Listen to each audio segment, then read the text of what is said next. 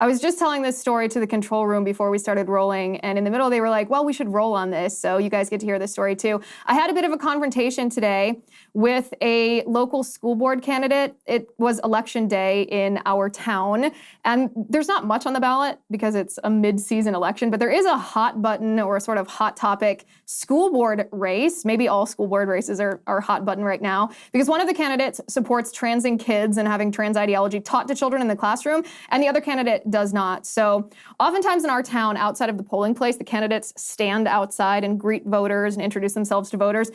It's a fairly awkward setup, but I also kind of appreciate it because this is not the first year that I've stopped and talked to the candidates who were hoping to get my vote.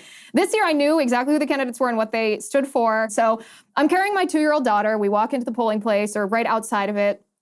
And sure enough, even though it's raining, she's standing outside. And, they always make this kind of awkward eye contact with you when you're walking up because they want you to stop and talk to them, but they're not quite bold enough to actually interrupt you walking in. So I just made eye contact back with her because I wanted to talk to her. And she was like, hey, thanks for coming today. So I walked up to her and I was like, yeah, my pleasure. I'm Liz. Are you running for a position today? I knew who she was, but I wanted her to introduce herself. So she introduced herself and I said she was running for school board. And I said, okay, why are you running for school board? And she said, well, I want to support all kids here. I want to make sure that our school system is a good place for all children. And super vague nonsense, right? Obviously just a talking point that if she has a consultant, sometimes school board members do, sometimes it's too local. Obviously a consultant structured type of vague answer. And I was like, oh, okay, question for you. Do you support biological males playing on female sports teams? And she looked a little bit taken back. She was like, biological males, so you mean transgender? And then you could tell she kind of caught herself because she didn't mean to say biological male and transgender in the same sentence. She goes, oh, well, I support students playing on the sports team that corresponds with their gender identity. And I was like, oh, okay, interesting. And I said, well, you said that you were running for school board to represent children in your district, but a new Gallup poll came out this week, that said that 69% of Americans, including a plurality of Democrats, do not want transgender athletes to play on female sports teams. They want transgender athletes to play on the sports team that corresponds with their biological sex. So if you're here to represent people, but the majority of people disagree with you, who are you representing? And she goes, well, I want to represent these kids. She kind of takes a couple of steps back from me, puts her hands in her pockets, her eyes dilate a little bit. And she goes, well, you're being a little argumentative. And I was like, I pointed to my daughter, my 2-year-old daughter. She's this tiny little girl. And I'm like, do you think that my daughter should be taught in a classroom that she can be a boy if she wants to be a boy? And she goes, well, kind of stutters. And then goes, well, I think if she thinks that, if that's what she believes, then I think that we should, be supportive of that. And it was honestly, it was one of those moments that was kind of obvious to everyone around that her position was ridiculous, right? That her position was just totally bananas, completely bananas. And I was like, how many genders do you think that there are? And she goes, well, it genders on a spectrum. I'm like, sure, but how many though? How many? And she said, well, there's any number depending on how people identify. And I was like, well, what's the basis of that? If there's no biological markers for that, no DNA markers for that, what's the basis of it? And she's like, well, the basis is if they feel a certain way. And I was like, so it's not based on science. If it's not based on science, is your stance based on ideology? And she goes, well, it's not science. And I was like, I know it's not science, but is your stance based on ideology? And she goes, no, it's not ideology. I was like, then what is it? What is it? So she circles back to the poll that I had mentioned. She goes, by the way, there are other polls that show that people support this. And I was just like, oh, what polls? And she goes, well, I'd have to go get them. And I'm like, okay, get them.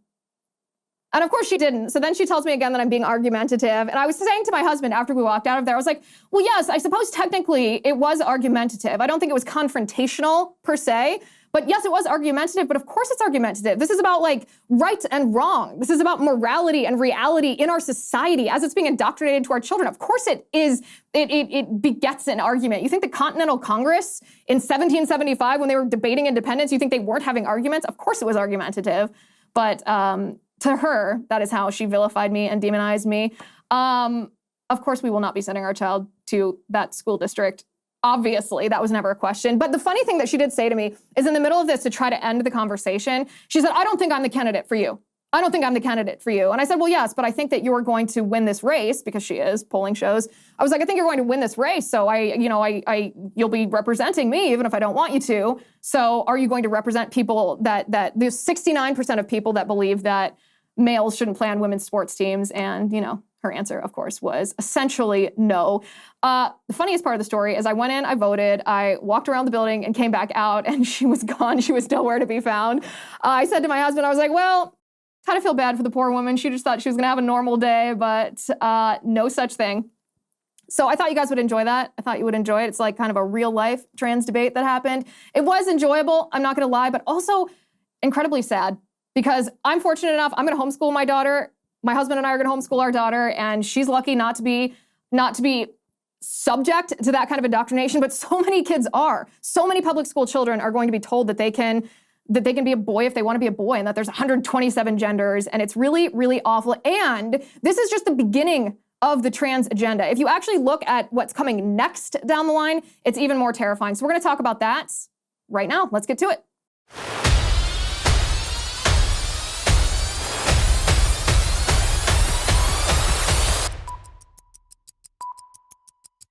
Okay, guys, let's talk about American Hartford Gold. I don't mean to sound doom and gloom here. Maybe I do. But I feel like we're on the brink of a massive financial crisis.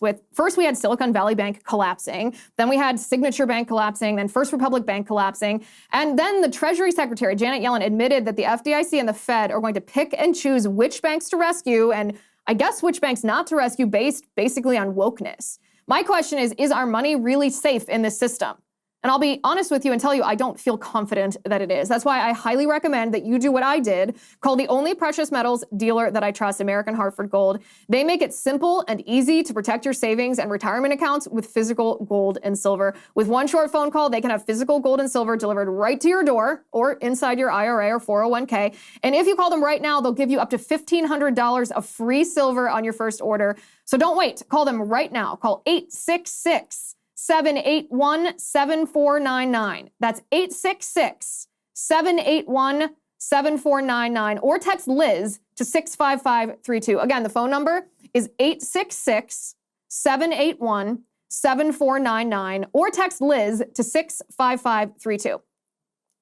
So after I had this confrontation with a local school board member who probably is going to win a seat on the school board, who is going to propagate the transgender ideology in my town's schools. I mean, she actually called schools. She said, I want schools to be a, quote, safe space for transgender kids, which is terrifying. That's a euphemism for saying that you don't want parents to know if their kids are being transed. It's awful. It's every parent's worst nightmare here. But this is not even the ultimate goal. This is not the end of the transgender ideology. This is not the end of what candidates like this woman want to happen to our society. I want to show you a tweet from a person, well, their username is Ironman92Kona.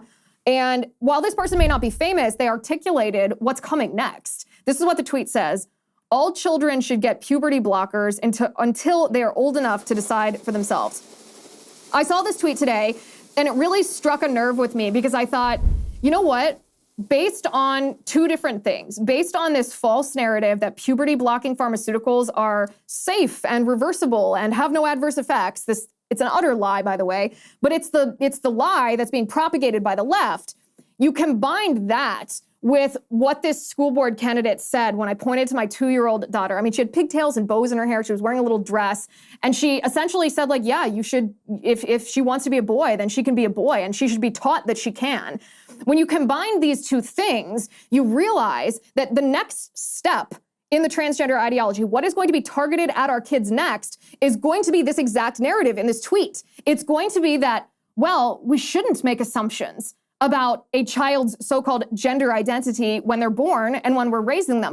They're actually going to advocate for puberty blockers, even when kids have not displayed any kind of gender disorder. This is what's coming next. This is what's going to be targeted at our children. And I know it sounds hyperbolic. I know it sounds fantastical. But think about 5 years ago or 6 years ago. Wouldn't you have thought that what's being taught to our kids in classrooms today, that boys can be girls and girls can be boys, wouldn't you have thought that that was hyperbolic? Wouldn't you have said, oh, yeah, right, Liz. Yeah, right, Liz. In fact, I know that a lot of people would say that because 6 or 7 years ago, I did a piece on the slippery slope of transgenderism, that if we indulge the idea that men can be women because they identify as women and women can be men because they identify as men, then what's the limiting principle on that? Where does that end? What identification or identity can we reject if we've decided that gender and sex is based only on how one feels instead of the biological reality of our DNA and our bodies? And that video at the time didn't get a lot of traction because people were like, I don't know, Liz, that sounds a little extreme. I don't think you're quite right on that. And it's only this year that video has gone viral, millions and millions of views on TikTok of all places, because people are like, oh yeah, where does that end? Where does that end? Are we going to be able to reject grown men who identify as kindergartners if we've accepted that grown men can be women just because they identify as women? Mark my words, what's coming next is the left is going to tell us that we are required to raise our children gender neutral, even to the point of giving them puberty blockers. Another prediction that's come true is we said all along that the transgender ideology is an assault on women. We see this most specifically with the sports arena. We see, no pun intended, we see this most specifically with biological males coming in and decimating women's sports. Biological males like Leah Thomas, who claim to be a woman and then just beat actual girls, win all the trophies, even though he's obviously a biological male and these girls don't stand a chance competing against them. Well, Johns Hopkins University, of all places, finally announced that, yep, they are actually erasing women. So in Johns Hopkins University's Diversity and Inclusion, Gender and Sexuality Resources, their LGBTQ glossary, this is what they say when they're defining lesbian as a sexual orientation. They say, a non-man attracted to non-men. Then they say, while past definitions refer to lesbian as a woman who is emotionally, romantically, and or sexually attracted to other women, this updated definition includes non-binary people who may also identify with the label. So let me just summarize this. Johns Hopkins University has erased women. Johns Hopkins University, in the name of the transgender ideology, in the name of inclusivity for non-binary people, actually erased women. It's not just an additional identity that we're supposed to tolerate and accept. They've erased women, supplanted women with their ideology. We said that this would happen. They denied that this would happen, and now it's happening. And now it's happening. They've erased women. And of course, Republicans who are in positions of power don't like to speak up on these topics. In fact, the man who has an incredible amount of control of Fox News, a lot of people don't realize this, but Paul Ryan, yes, former Congressman Paul Ryan, who was also former vice presidential running mate to Mitt Romney. Paul Ryan is a board member of Fox News. He exerts incredible influence over the content of Fox News channel. Paul Ryan dismisses fighting the culture war. He just dismisses it. He says, no, I'm not a culture war guy. It's too polarizing. Take a listen to this. Can I get your thoughts on that movement just quickly? I know we have to go, but Republican lawmakers around the country are pushing legislation when it comes to banning books. It could be trans rights. Call it anti-woke, or however you want to label it. Is that a good approach, a good strategy? You're a football fan. Is that the way you should approach it? Yeah, I'm not a culture war guy. I think it's really polarizing. Look, on some of these issues, I'll side, with the anti-woke crowd. But to me, I'm worried about a debt crisis. I'm worried about, the future of our country and China. There are big policy problems that we need to tackle if we want to have a great 21st century for this country. My work at AEI, Notre Dame, and my Poverty Foundation is all about poverty and upward mobility. What I worry about are the big policy challenges that are going unresolved or made worse by Joe Biden. So that's why I want to win this election so we can actually fix these big policy problems. Yeah. Culture war politics is good primary election politics. It's very divisive, but it's effective politics. It's effective politics. I'll grant you that. But for me, I'm an old Jack Kemp guy. I believe in inclusive, aspirational politics. Solve problems. We got huge problems. Yeah. So we got a debt crisis coming. We got to get on top of that. Neither Biden or Trump are good on this issue. So both of these people. And that is why Fox News highlighted a man and a woman who transed their child. That is why Fox News, when you read an article about a transgender person like Dylan Mulvaney, for example, Fox News uses the neo-Marxist, quote-unquote, preferred pronouns of that transgender person. That is why Fox News doesn't allow any dissent of the transgender ideology to hit their airwaves, because Paul Ryan isn't a culture war guy. He has more important things to think about than children's bodies being mutilated by a neo-Marxist ideology. He has more important things to worry about than children being sexualized by queer theory. He has more important things to worry about than transgender strippers gyrating in thongs in front of young children. He has more important things to worry about than a parent's rights coming under assault. You know, his poverty foundation and the debt, far more important than these piddly primary issues. Paul Ryan is the reason why the Republican Party has not fought back effectively against the neo-Marxism that is encroaching on our culture. It's the reason our children are vulnerable to being preyed upon by people who would hurt them. People who tell them they're racist if they're white and oppressed if they're black. People who tell them that a little girl, you can be a boy if you want to be a boy. And a little boy, you can be a girl if you want to be a girl. All you have to do is mutilate your body, reject your identity and your parents, and pledge fealty to our political ideology. That is why we are losing, because of people like Paul Ryan. That's exactly why Fox News has turned into what Fox News is today, which is almost unrecognizable from the institution that we have all known and loved and relied on for the past several decades. Okay, so once in a while, there are topics that we talk about in the show that I get really annoyed that I have to talk about. I don't like to talk about it. I get annoyed that sometimes it's driven by what the left is talking about. Sometimes it's idiot Republicans that force us to talk about things. And this is a topic that I feel pretty annoyed that we have to talk about today. We're going to get to it in just a second. But first, I want to talk to you about Students for Life. The 2024 elections are right around the corner, and both parties recognize that young voters are going to play a key role in deciding the upcoming election. Students for Life Action is the only national pro-life organization working to turn young people against abortion. As a result, they're facing constant attacks from pro-abortion radicals, including Antifa and Jane's Revenge, which is a group that organized the protests outside of the homes of Supreme Court justices. Jane's Revenge, this group also vandalized crisis pregnancy centers. Students for Life Action even had to take legal action against universities who have tried to silence them for speaking the truth about abortion. I can tell you that no other group gets under the skin of pro-abortion radicals more than Students for Life Action. But frankly, standing up to the pro-abortion mob day in and day out can be grueling. That is why I am asking you to join me in encouraging these young pro-life leaders. Text Liz to 20401 to sign your statement of support for pro-life students. This simple action will go a long way to lift up the next generation and encourage them to not back down in the face of attacks by pro-abortion radicals. That's LIZ to 20401 to tell pro-life students you have their backs in the battle to end abortion. Text Liz to 20401 to tell pro-life students on the front lines that you have their backs. Okay, so sometimes we have to talk about topics that annoy me, and this is one of those topics. I don't want to talk about this. We already talked about this, actually. The left is trying to get us to talk about this as much as possible because they think it will change our minds and turn us against Trump.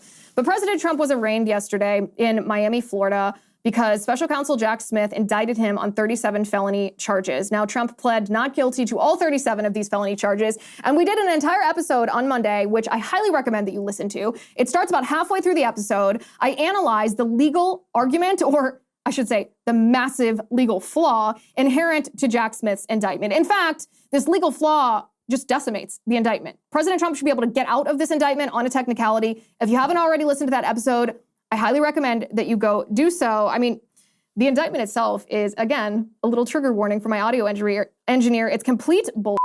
It's political targeting. Jack Smith wants us to pay attention to his prosecution so that we're not paying attention to someone whose name starts with Joe and ends with Biden. And this person whose name starts with Joe and ends with Biden has been recently discovered to have audio recordings in which he's discussing a bribe paid to him as vice president by a foreign nation. Oh, we're going to talk about that in just a minute. However, the one interesting part, the reason that I'm bringing up the Trump indictment today is because there is actually one thing that I found very interesting. Perhaps you will find this interesting as well.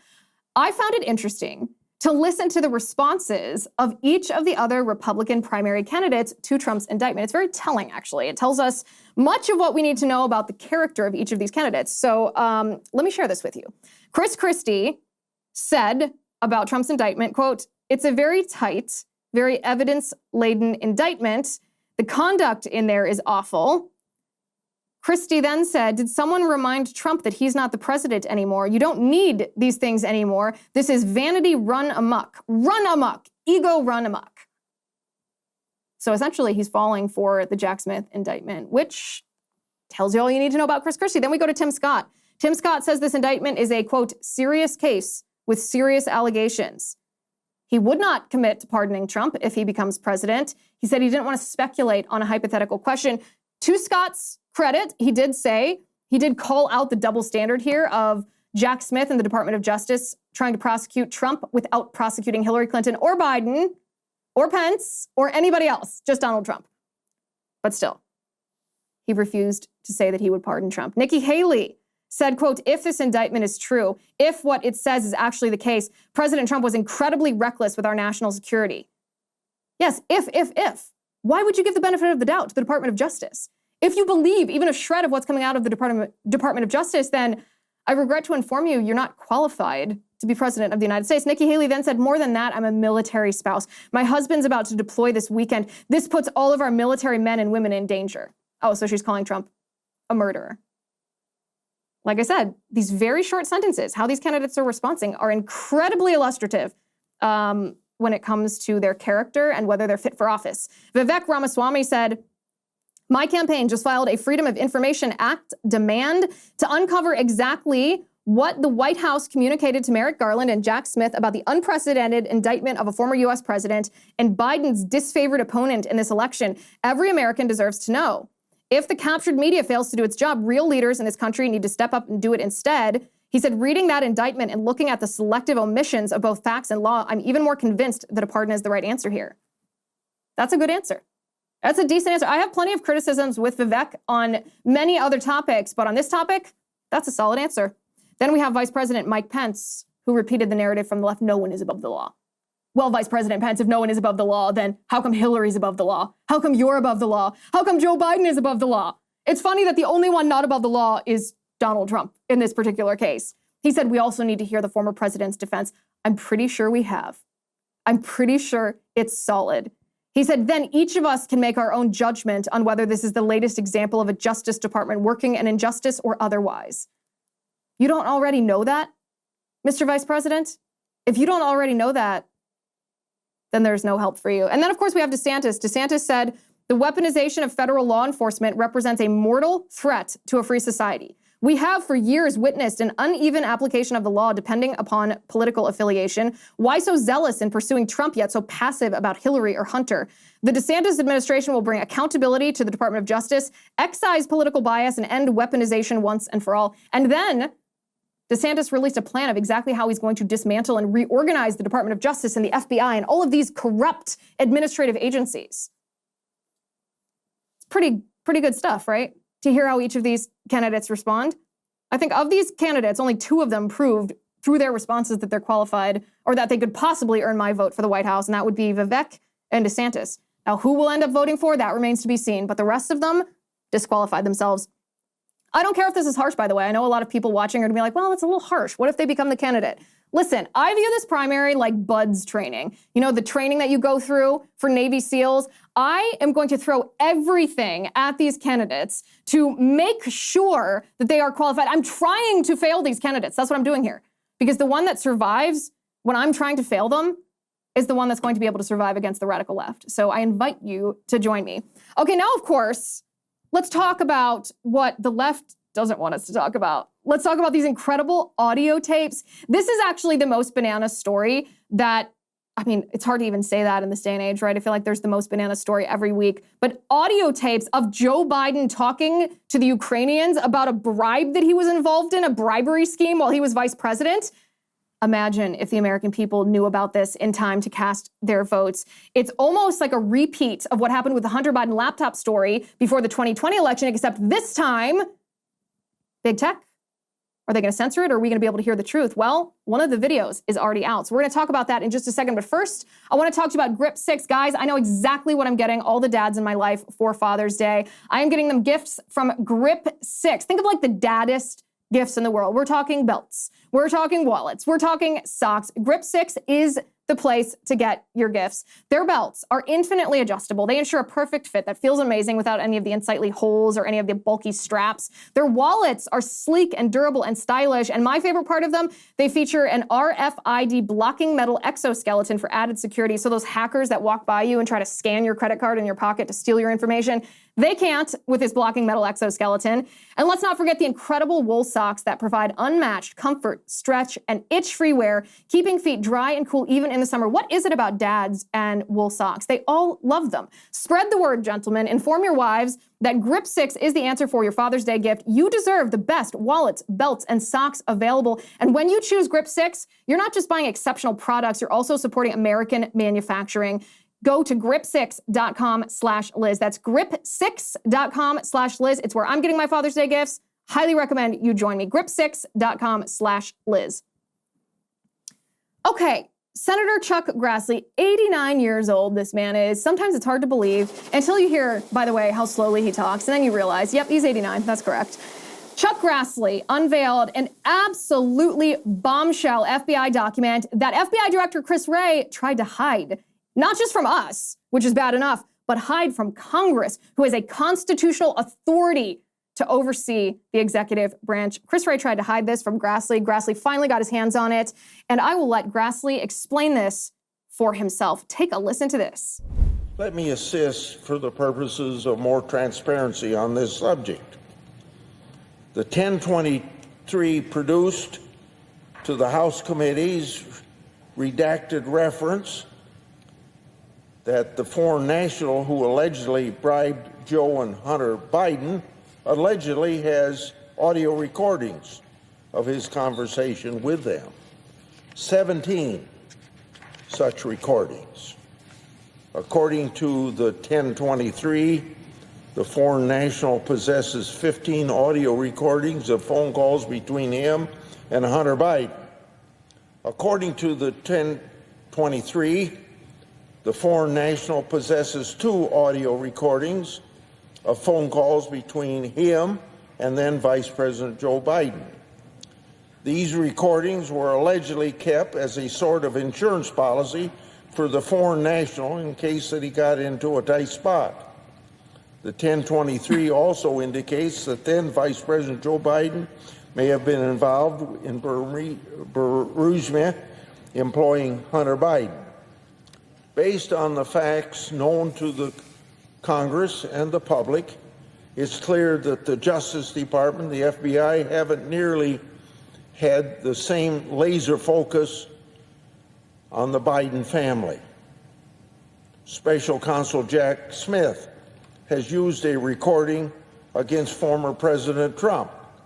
Well, what is U.S. Attorney Weiss doing with respect to these alleged Joe and Hunter Biden recordings that are apparently relevant to the high-stakes bribery scheme?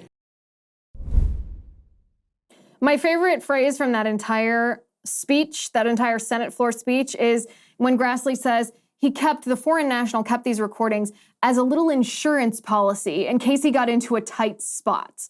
Yes, that's what's known as an extortion scheme, and one enters into an extortion scheme or tries to propagate an extortion scheme if one has convinced someone else to do something wrong. It only works, in fact, if you've convinced someone to do something wrong. In this case, if the Ukrainian has convinced Joe Biden when he was vice president and Hunter Biden, the vice president's son, to do something not only wrong, but probably illegal, and certainly something that would disqualify Joe Biden from office. So an FD 1023, this is a document that comes from the FBI, and it's essentially where you take notes on or document witness testimony, right? So there is a witness who testified that this Ukrainian foreign national had these recordings, 15 of Hunter Biden and 2 of Joe Biden. Get this. Christopher Wray, the head of the FBI, this is one of Trump's worst personnel choices, redacted the part of this 1023, this document, this form, this FBI form, that said that these audio recordings exist. Chris Wray tried to hide this from the United States Congress and from the American people. Even though this form shows that the current president of the United States is a compromised individual. A compromised individual. So let's just step back here for a second and look at the enormity of what this is. And by the way, give me one good reason why Joe Biden shouldn't be impeached here. One good reason why Joe Biden shouldn't be impeached. So if we go back to right before 2020, when the Hunter Biden laptop story was broken by the New York Post, and the New York Post link was then designated by the federal government, we assume, and of course by big tech, who are controlled by the federal government, as a link that cannot be shared. It was designated as misinformation, disinformation. It was roundly condemned by that letter of over 50 former intelligence officials saying that it looked like Russian disinformation. It was censored so that the American people couldn't read the truth about what was on Hunter Biden's laptop, couldn't read that email where Hunter Biden said that he'd hold the money for the so-called big guy, his dad, Joe Biden, the sitting vice president who was sitting vice president when the email was sent, who was at the time that the laptop surfaced running for president of the United States. 17% of the American people, 17% of Democrats who voted for Biden said that had they known about the Hunter Biden laptop story, they would have reconsidered casting their vote for Joe Biden. Perhaps they wouldn't have voted for him had they known the level of his corruption. That's a pretty significant number. It's clearly a game-changing number, a number that would have impacted the outcome of the election. So Facebook and Twitter, pre-Elon Musk Twitter, Facebook under Mark Zuckerberg and Twitter under Jack Dorsey censored this New York Post link. We weren't even allowed to send it in DM. I couldn't DM it to a friend couldn't DM it to me. We couldn't even pass this around privately, let alone post it publicly. But if the American people had known about this, it would have changed the outcome of the election. So this is how, if I'm any of these Republican candidates, this is how I run against Joe Biden. I first remind people of what happened in 2020. I remind people that a portion of Democrats, a solid portion of Democrats, would have changed their vote away from Joe Biden had they realized the extent of the corruption. And I say, listen, now there's proof that this was even worse than we thought. That when Joe Biden, a long time ago, threatened to withhold U.S. aid to Ukraine on the basis of the Ukrainian investigation into Burisma, it wasn't just about protecting his corrupt son. In fact, watch this video. This video is from a couple years ago when Joe Biden was vice president. This is when he threatens the prosecutor, Viktor Shokin, threatens the Ukrainians to fire him and to stop investigating Burisma. We all at the time thought it was just because Hunter was profiting a little bit. But now watch this. Watch it. Our team or others to convincing us that we should be providing for loan guarantees. And I went over for, I guess, the 12th, 13th time to Kyiv, and I was supposed to announce that there was another $1 billion loan guarantee. And I had gotten a commitment from Poroshenko and from Yatsenyuk that they would take action against the state prosecutor, and they didn't. So they said they were walking out to press conference. I said, no, I said, I'm not going to, or we're not going to give you the $1 billion. They said, you have no authority. You're not the president. The president said. I said, call him. I said, I'm telling you, you're not getting the $1 billion. I said, you're not getting the $1 billion. I'm going to be leaving here. And I think it was, 6 hours? I looked, I said, I'm leaving in 6 hours. If the prosecutor's not fired, you're not getting the money. Well, son of a bitch. Got fired. Well, son of a gun, he got fired. Would you look at that? I see this video and I just look at it a little bit different. I see it just in a little bit different context now, in a little bit different light. Suddenly, it's not just, as I assumed when this first surfaced a couple years ago, I assumed, he's just protecting Hunter, his corrupt son, because Hunter was part of Burisma and he wanted Hunter to continue to profit. He didn't want to bring that scandal into the light. So he leveraged his position as vice president to threaten the Ukrainians just to protect his son, which is bad enough. It's a disqualifying offense enough. But now that looks like nothing compared to what this video shows us now. What this video shows us now is this scheme where this Ukrainian oligarch, Mykola Zlochevsky, gave the Biden family between $5 and $10 million in exchange for the cover of the United States government. Joe Biden was selling the influence of the United States government, and he had to do this. This wasn't just his choice to abuse his office to protect his son. Now he was the one who was being extorted by the Ukrainian oligarch, because if he didn't do this, if he didn't threaten to withhold aid, if the Ukrainian government didn't stop investigating Burisma, then maybe this Ukrainian oligarch would expose Joe Biden as being as compromised as Joe Biden is. Joe Biden, who is now recorded 2 separate times on a phone call talking about this with the Ukrainian oligarch that paid him off. Give me one good reason why Joe Biden shouldn't be impeached right now. Give me one good reason why Joe Biden shouldn't be disqualified from office, even if you're a Democrat. Give me one good reason why that 17% of Democrats who said that, had they known about Hunter Biden's laptop and the corruption in the Biden family, they wouldn't have voted for him. Give me one good reason why those people should vote for him. Give me one good reason why the United States Congress shouldn't start hearings about this, impeachment hearings, today.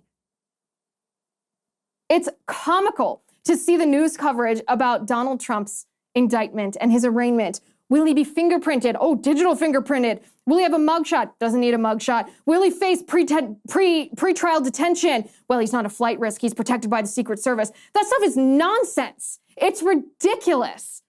It's not even worth talking about. It's why I was so annoyed that we even had to discuss it today.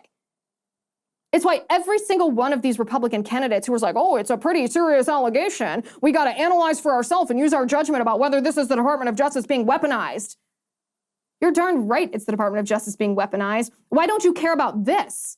Why don't you care about some of the most egregious corruption that we have ever seen in the Oval Office? This is a danger to our country. It's a danger to our national security. If Joe Biden is compromised like this, who else has compromised him? What other money has he taken? Who else is he covering for? We talked about Hillary Clinton during the 2015-2016 election cycle being compromised by quid pro quo, how she had accepted money as donations to the Clinton Foundation in exchange for access, a pay-to-play scheme. This is the same thing, except Hillary Clinton will never be president of the United States. It still brings me great joy to say that. And Joe Biden is not only the sitting president of the United States, he's trying to secure another term. He's trying to be in the Oval Office for an additional 4 years. And Republicans don't care. Republicans in Congress won't hold hearings. This isn't too controversial of a topic to talk about. But the Trump indictment, all the media. Did you know there were more media outside the Trump indictment than there were protesters and counter-protesters? The media was licking their chops to talk about the Trump indictment. They don't want to talk about the Burisma corruption, the bribery scheme, the $5 to $10 million paid to the Biden family, the audio recordings of phone calls between Hunter and the Ukrainian oligarch and Joe and the Ukrainian oligarch that prove that they were involved in a pay-to-play quid pro quo scheme when Joe was vice president. It kind of makes you wonder, doesn't it, about all the money that Joe Biden is sending to Ukraine, to Zelensky right now? Don't you wonder if he's doing this because he thinks that he should send this money? Because he actually believes in this so-called cause? Or because he's compromised and he has to? Because they're holding something over his head? Maybe they're threatening him.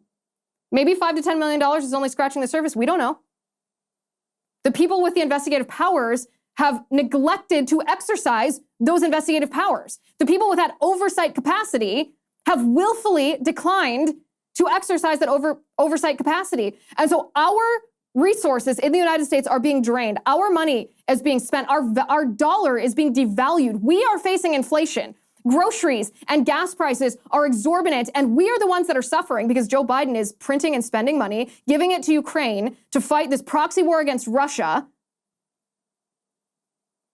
Because why? Because he thinks that it's the right thing to do, or because he's compromised by his son and the former and the business dealings that he was a part of when he was the sitting vice president of the United States? Give me one good reason why this man shouldn't be impeached right this minute. I don't toss around the word impeachment lightly. I don't think that we should impeach just to be vindictive. I don't think we should impeach Biden just because they unfairly impeached Trump. I think it's a serious constitutional remedy when a president of the United States has committed an act so egregious that he has defied the will of the people who voted him into office. And the will of that people, the voice of the voters, should be respected to just the highest level. Congressional representatives should be very, very cautious before they subvert the will of the people. So when I say the word impeachment, I don't take this lightly. But give me one good reason why Joe Biden doesn't deserve to be impeached today. You can't. Because we all know that he deserves to be impeached. The Republican Party has a way, has a narrative that they can use to defeat Joe Biden in 2024 if they're willing to do it. But whether or not they're willing remains to be seen. Guys, we launched our email newsletter almost a month ago. For you locals VIPs, we launched it just a little bit longer ago, about a month and a half to 2 months before that. And I am so delighted by everybody's participation. I'm so delighted by everyone who has signed up for this. The purpose of this email newsletter is twofold. The first purpose of this is because we face a lot of censorship on big tech platforms, and that's one of the primary ways that we connect. So there's a conundrum there, right? So for example, on YouTube, there's 350,000 of you who have clicked the subscribe button on YouTube, and yet we are in this tenuous position on YouTube where we don't know if we're going to be kicked off of the platform at any given day, and that would render us out of communication with you. So for that reason, we ask you and invite you to sign up for this newsletter. So if and when that happens, which it probably will happen at some point, it's more of a matter of when than a matter of if, that we are still in communication. I know you want to be, I want to be in communication with you, you want to be in communication with me, that's why you subscribed. So I ask you to sign up for this newsletter at lizwheeler.com/email, lizwheeler.com/email. It's not just a protection to hedge our bets against censorship, though. It's also because this is something that's been in the work for a long time. My team's worked so hard on this for the past 6-9 months. It's also a way of giving you the information that you need so that you can be deputized to fight these fights in your own neighborhood, outside the polling place of your own school board election, in your child's elementary school if necessary, in your workplace, so that you have the research that I use on the show, notes from each episode, studies and polls, and all kinds of information at your fingertips so that you can say, wait a second, I know that I heard this somewhere. Let me go to this email. Let me read this. I've got it right here, and now I know how to fight the fight. So it's a twofold effort, both to hedge against censorship so we can stay in touch, and also to give you what you need to fight back, because we're building this whole show, everything that we're doing here, we're building together. So go to lizwheeler.com/email, drop me your email, lizwheeler.com/email. I really appreciate everybody who has already signed up, and if you haven't, please go ahead and do so. lizwheeler.com/email. Thank you for watching. Thank you for listening. I'm Liz Wheeler. This is The Liz Wheeler Show.